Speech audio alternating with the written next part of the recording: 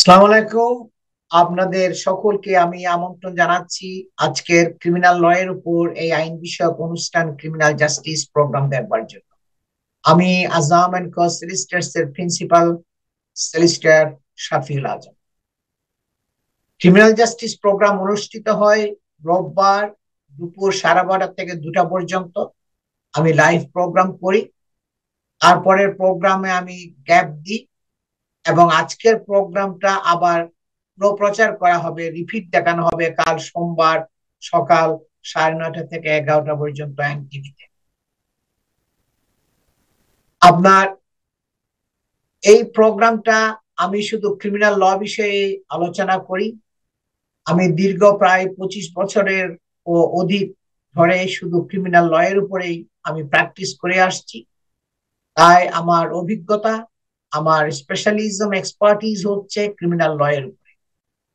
এই প্রোগ্রামে আমি শুধু ক্রিমিনাল ল বিষয়ে আলোচনা করি এবং আমার যে বিভিন্ন কমিউনিটির মেম্বারদের কাছ থেকে বিভিন্ন সময় বিভিন্ন সমস্যাগুলো আমি শুনি, বিভিন্ন আহ, মানে প্রশ্নাদি আমার কাছে আসে, রীতিমতো ওগুলোর উপরে বেসড করে আমি মোস্ট ফ্রিকুয়েন্টলি আস্কড কোয়েশ্চেন গুলোর উপর গুরুত্ব দিয়ে আমি ক্রিমিনাল জাস্টিস প্রোগ্রামের আলোচনার বিষয়গুলো ঠিক করি। আমি ম্যাজিস্ট্রেটস কোর্ট থেকে শুরু করে আপনার ক্রাউন কোর্ট, কোর্ট অফ অ্যাপিলে, সে অনেক বড় বড় কেস গুলো আমি এদেশে করেছি। আমার সে অনেক কেস গুলো বিবিসি সহ বিভিন্ন নিউজ মিডিয়াতে পাবলিশ হয়েছে, যার জন্য প্রতিনিয়ত কমিউনিটির মেম্বারদের কাছ থেকে বিভিন্ন প্রশ্ন সমূহ সমূহ আমার কাছে আসে। আর সেই প্রশ্ন সমূহের উপর গুরুত্ব দিয়েই আমি ক্রিমিনাল জাস্টিস প্রোগ্রামের আলোচনার বিষয়গুলো ঠিক করি। আজকের বিষয়ের মধ্যে থাকবে বেইল।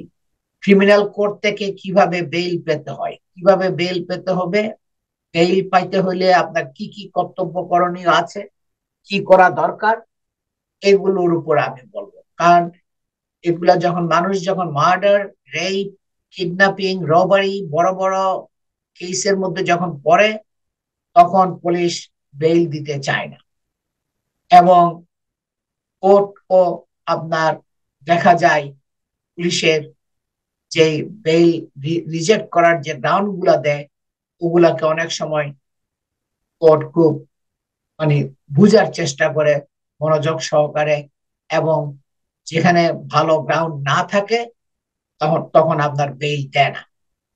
এই জন্য বেইল পেতে হলে আপনাকে গুড গ্রাউন্ডস গুলা দিতে হবে। পুলিশ অবজেকশন করবে, এটা ঠিক আছে, যেন তারা কাজ তারা করবে। আপনাকেও আপনার গ্রাউন্ডসটা, বেইলের প্রিপারেশনটা খুব স্ট্রংলি করতে হবে বেইল সিকিউর করার জন্য।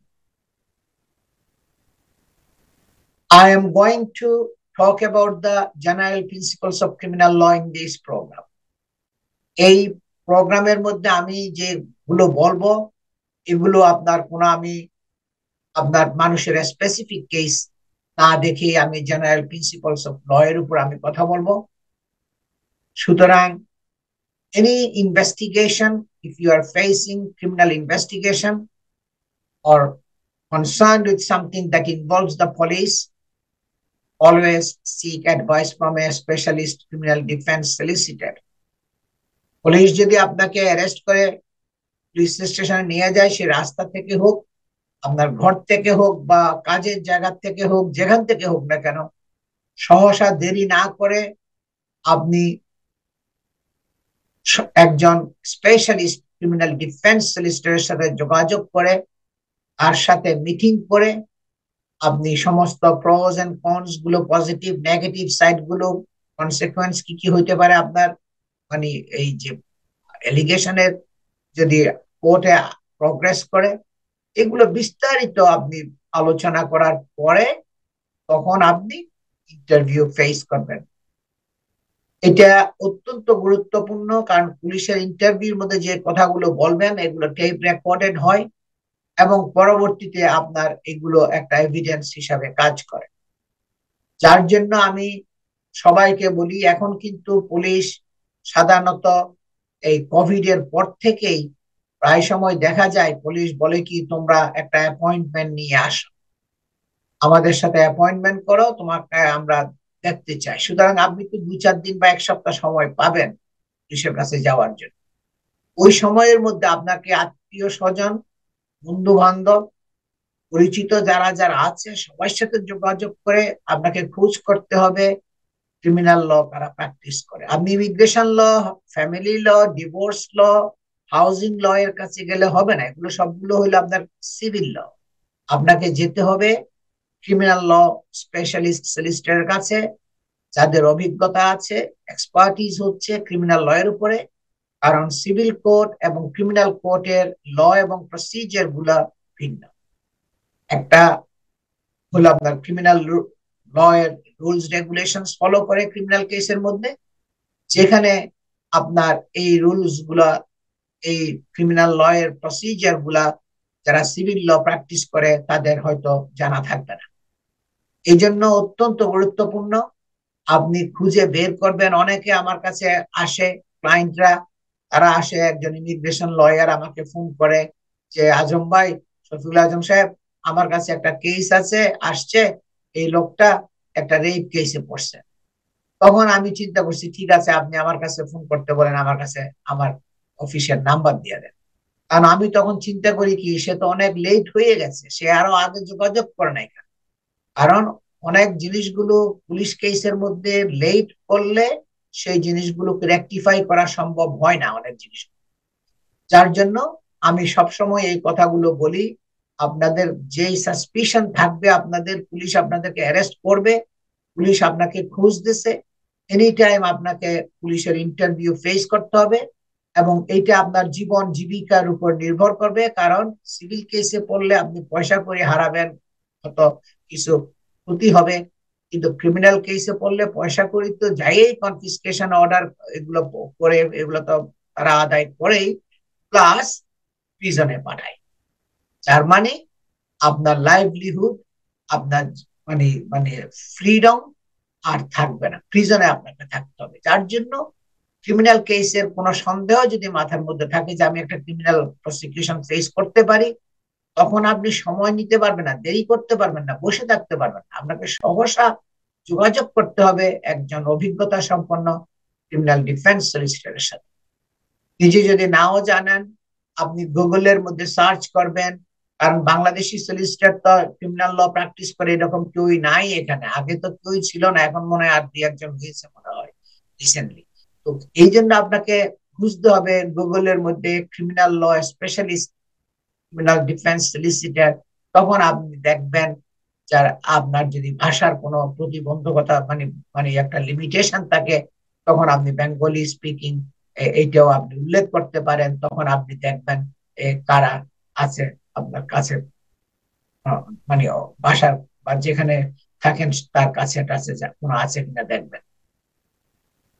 এটা আমি অনেক সময় দেখি, কারণ বার্মিংহাম, ম্যানচেস্টার, আপনার লিডস, অনেক বাইরে বাইরে থেকেই আমার কাছে, মানে কার্ডিফ থেকে অনেক বাইরের থেকে আমার কাছে ক্লায়েন্টরা ফোন করে। আর ওখানে কোনো বেঙ্গলি স্পিকিং কোনো লয়ার নাই, তারা খুঁজে পায় না, আমার সাথে যোগাযোগ করে, সে পরে কিন্তু অনেক দেরিতে যোগাযোগ করে যে আমরা তো এরকম আমাদের কনভিকশন হয়ে গেছে, আর 15 বছর 20 বছরের প্রিজন সেন্টেন্স হয়ে গেছে, আমরা তো এখন একদম কিছু বুঝতেই পারি না কি করবো, সবাই কান্নাকাটি, আমাকে এগুলো শুনতে হয়। অনেক শোনার পরে আমার তখন করার বেশি কিছু থাকে না, কারণ তারা আমার কাছে আসে সে অনেক লেটে। সুতরাং সময় থাকতেই আপনাদেরকে চেষ্টা করতে হবে এবং খুঁজে বের করতে হবে। আমার বক্তব্যগুলো আমি ইংলিশে, ইংরেজিতে এবং বাংলায় মিশিয়ে বলবো, যাতে সবাই বুঝতে সুবিধা হয়। আজকে হলো কি, বেইলের উপরে আমি বলবো, what are bail conditions. Police যে আপনাকে বেইল দেয়, অনেকগুলো কন্ডিশন দেয়, এই কন্ডিশন গুলোর মানিটা কি, এবং what are the consequences of breach bail conditions, আপনার পরিণতি কি হতে পারে আপনি যদি বেইলের কন্ডিশন গুলোকে ব্রিচ করেন। এগুলো আমি প্রথমে আজকে বলছি, তারপর আমি বেইলের উপরে মোর ডিটেইলস আলোচনা করব আজকে। You can be released on bail at the police station after you have been charged. আপনাকে পুলিশ কিন্তু বেইলে দিতে পারে আপনাকে চার্জ করার পরে। তারা বলতে পারে কি তোমাকে আমরা চার্জ করলাম, তুমি এত তারিখে কোর্টে হাজিরা দিবা এবং এর আগে আমরা তোমাকে একটা বেইল দিলাম, তুমি বাসায় ফিরতে পারবা। This means you will be able to go home until your court hearing. তার মানে আপনার পরবর্তী কোর্টের হিয়ারিং যেটা আসবে ওর আগ পর্যন্ত আপনি আপনার ঘরে থাকতে পারবেন। If you are given bail, you might have to agree to conditions. আপনাকে যদি পুলিশ বেইল দেয় তারা কিন্তু অনেকগুলা কন্ডিশন দিতে পারে, যে কন্ডিশন গুলো আপনাকে একমত হতে হবে পুলিশের সাথে। আর আপনি যদি বলেন যে আমি এইগুলা মানতে পারবো না, তাইলে বলবে কি আমরা বেইল দিব না, তোমাকে কাস্টডিতেই থাকতে হবে। কন্ডিশনস গুলো বিভিন্ন ধরনের কন্ডিশনস হতে পারে। Living at a particular address, বলতে পারে আপনাকে একটা নির্দিষ্ট জায়গায় একটা অ্যাড্রেসে ঠিকানায় থাকতে হবে। এখন মনে করেন আপনার ওয়াইফের সাথে আপনার গন্ডগোল হয়েছে, ফাইট হয়েছে, তখন তারা আপনাকে ঘরে থাকতে দিবে না, তারা বলবে কি দূরে কোনো এক জায়গায় থাকতে হবে। একটা ডিফারেন্ট অ্যাড্রেসে থাকার জন্য আপনি প্রপোজ করবেন কোথায় থাকতে পারবেন, তখন সেটা তারা আপনাকে কনসিডার করবে ওই অ্যাড্রেসে আপনি থাকতে পারবেন কিনা সেটা। ওই তারা যদি এগ্রি করে ওই অ্যাড্রেসে থাকতে পারবেন, তখন আপনাকে ওখানেই থাকতে হবে। নট কন্ট্যাক্টিং সার্টেইন পিপল, বলবে কি তোমাকে বেইল দেওয়া হয়েছে এটার শর্ত হচ্ছে নির্দিষ্ট কতগুলো মানুষ আছে ওদের সাথে তুমি কোন ধরনের যোগাযোগ করতে পারবে না, সেটা ডাইরেক্ট হোক অথবা ইনডাইরেক্ট হোক অন্য কারো মাধ্যমে। তারপরে পুলিশের কন্ডিশন দিতে পারে giving your passport to the police so you can't leave the you. তুমি তোমার পাসপোর্টটা পুলিশের কাছে দিয়ে দাও, তাইলে তোমার বিদেশে পাড়ি দেওয়াটা কঠিন হবে, সম্ভব হবে না। তারপরে আরো কন্ডিশন দিতে পারে reporting two A police station at agreed times once a week or more frequently। এই ধরনের আপনাকে কন্ডিশন দিতে পারে যে তোমাকে টেবে রাখতে হবে, মনিটর করতে হবে তুমি থাকছো কিনা দেশের মধ্যে, নাকি পালাইয়া যাচ্ছ, নাকি বর্ডার ক্রস করতেছ। যার জন্য তোমাকে পুলিশ স্টেশনে সপ্তাহে একবার বা সপ্তাহে 2 বার 3 বার, যদি মোর সিরিয়াস কেস হয় তারা মনে করবে কি ফ্রিকুয়েন্টলি পুলিশ স্টেশনে তাকে রিপোর্ট করতে হবে। সুতরাং সে যদি পুলিশ স্টেশনের মধ্যে মানে হাজিরা দেয়, তাহলে ওই 2-1 দিন পর পরে যে হাজিরা দিতে হবে, একদিন যদি সে মিস করে তাহলে পুলিশ বুঝতে পারবে সে তো আসা নাই, সাথে সাথে ঘরে যাবে, ঘরে যদি না পায় ফোন করবে, ফোন করে যদি না পায় তখন তল্লাশি শুরু করবে। এই কন্ডিশন গুলোই দিয়ে সাধারণত পুলিশ স্টেশন থেকে চার্জ করার পরে আপনার তারা ঘরে যাওয়ার জন্য পারমিশন দেন। If you don't stick to these conditions, you can be arrested again and be taken to prison to wait for your court hearing. যদি আপনি এই কন্ডিশন গুলো ব্রিচ করেন, ভঙ্গ করেন, তাহলে আপনাকে অ্যারেস্ট করতে পারে এবং অ্যারেস্ট করে আপনাকে প্রিজনে নিয়ে যেতে পারে, এবং প্রিজনে নিয়ে গেলে প্রিজনে থাকতে হবে আপনার কোর্টের হিয়ারিং হওয়া পর্যন্ত। তখন কোর্ট ডিসিশন করবে আপনাকে বেইল দিবে কিনা, সেখানে আপনার জন্য কোর্টের কাছে আবার আলাদা করে বেইল অ্যাপ্লিকেশন করতে হবে। এটা 2 ধরনের বেইল, একটা হলো পুলিশের বেইল আছে আর একটা হইলো কোর্টের বেইল আছে। পুলিশ যখন বেইল দেয় না তখন আমাদেরকে কোর্টে যাইয়া ফাইট করতে হয়। পুলিশ বেইল না দিলে তখন কোর্ট থেকে বেইল পাওয়াটাও কঠিন হয়। When you attend your hearing at a magistrate's court, তখন আপনাকে সেখানে বেইলের জন্য আপনার অ্যাপ্লিকেশন করতে হবে। নেক্সট হিয়ারিং এ যখন যাবেন তখন আপনি সেখানে বেইলের জন্য কোর্টের কাছে আপনাকে অ্যাপ্লিকেশন করতে হবে। আলাদা করে। আপনার কোর্ট যদি বলে কি বেইল দিব তো ঠিক আছে, যদি না দেয় তখন আপনাকে আপনার ট্রায়াল পর্যন্তই, আপনার বিচার শেষ হওয়া পর্যন্তই ওটা প্রিজনে থাকতে হবে। এই জন্য এটা খুবই গুরুত্বপূর্ণ।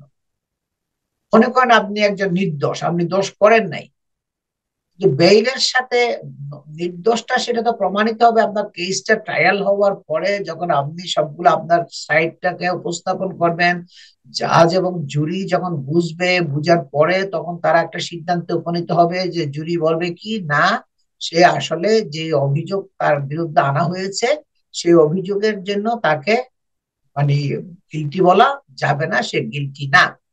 সেখানে মেজরিটি ভার্ডিক্ট থাকতে হবে যদি গিলটি হইতে হয়। তার মানে 12 জনের মধ্যে 10 জন, 11 জন, 12 জন সবাইকে বলতে হবে গিলটি। যদি কম হয় তাহলে আপনি গিলটি হলেন না। কিন্তু সে তো অনেক লম্বা সময়ের ব্যাপার, লম্বা অপেক্ষার ব্যাপার।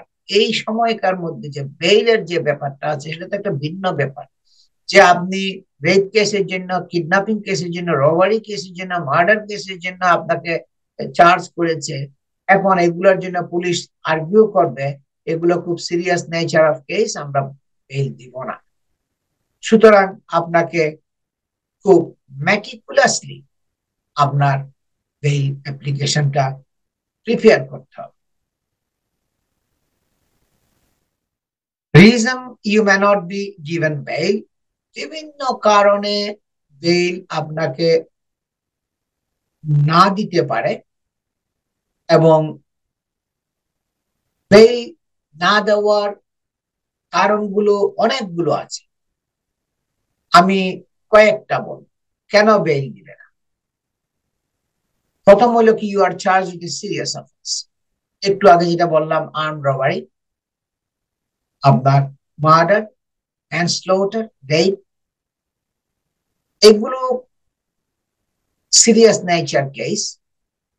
এবং পুলিশ আর্গুও করবে কি যে আমরা এই ধরনের সিরিয়াস কেসের জন্য আমরা বেইল দিতে রাজি না। এসে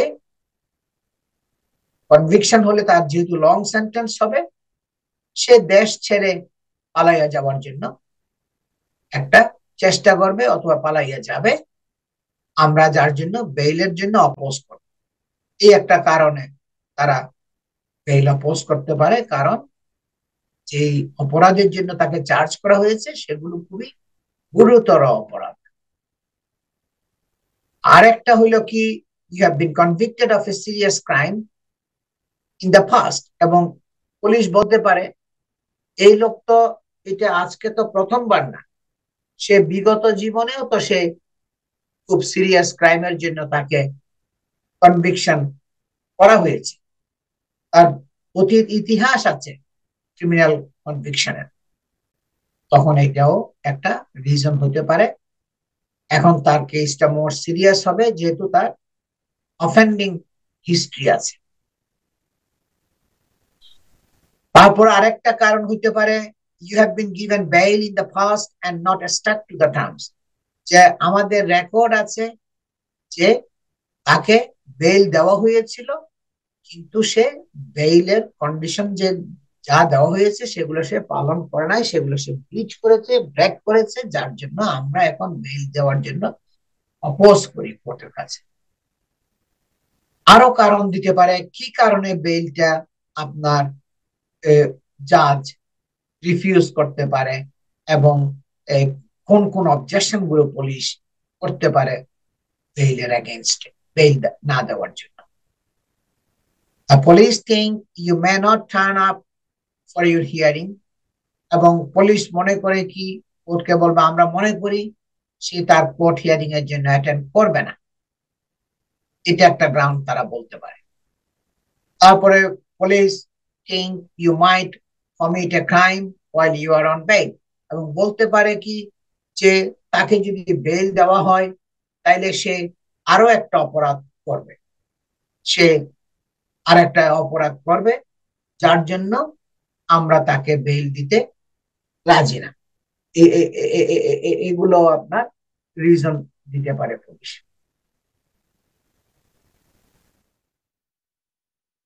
তারপরে applying for bail, what are bail conditions and what is the bail approach, এটা আরেকটা মানে আপনার ইম্পর্টেন্ট, আমাদের সবাইকে বুঝতে হবে যে বেইলের জন্য দরখাস্ত করাটা এবং বেইলের কন্ডিশন গুলো কি কি এবং কিভাবে অ্যাপ্রোচ করতে হবে বেইলটাকে সিকিউর করার জন্য, সাকসেসফুল করার জন্য।